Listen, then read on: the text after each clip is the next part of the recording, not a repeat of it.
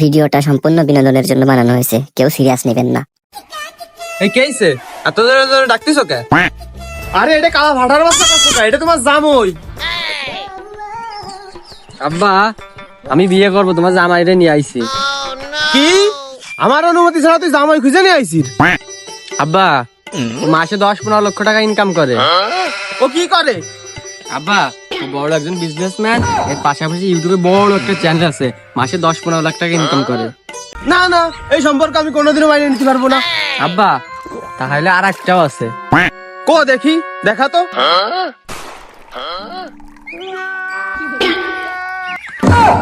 এই কালা কুসকুসে কুত্তার বাচ্চাটা কে রে?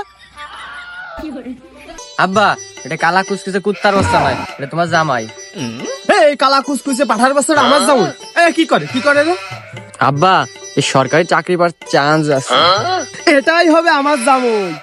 ये सब क्या देखना पड़ रहा है। কি এ কালা ফাটা হবে আপনার জামাই? এই, তুই চুপ কর। কিন্তু আব্বা এ তো মাসে 12,000 টাকা চাকরি করে। আরে তাতে কি, কোনো সমস্যা নেই। এটাই হবে আমার জামই, কারণ ওর সরকারি চাকরি পাওয়ার চান্স আছে। কি এ মাত্র মাসে 12,000 টাকা ইনকাম করে, আমি 15 লক্ষ টাকা ইনকাম করি, এই পাঠার বাচ্চা হবে আপনার জামাই? কি? তুই পাঠার বাচ্চা কারে গলি?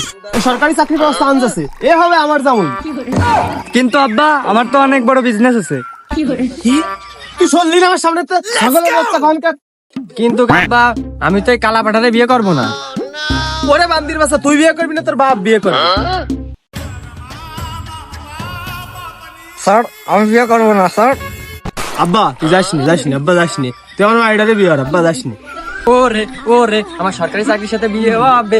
ওরে ওরে ও হালিমার মা, হালিমার মা, দরজা খোলো, দেখো কারে নিয়ে আইছি।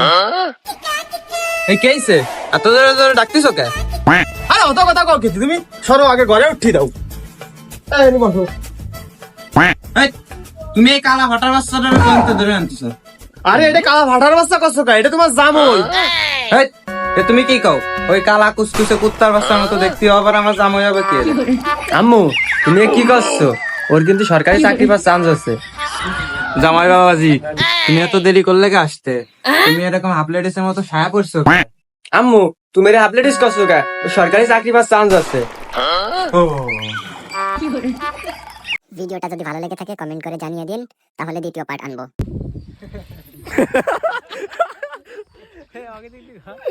আল্লাহ কি একটা অবস্থা। আমি রেখে দাঁত কিরাম দাঁত এই ভিডিও রেখে দাও। দাঁত এরকম থাকবে বলে। গাইস কিরাম থাকবে।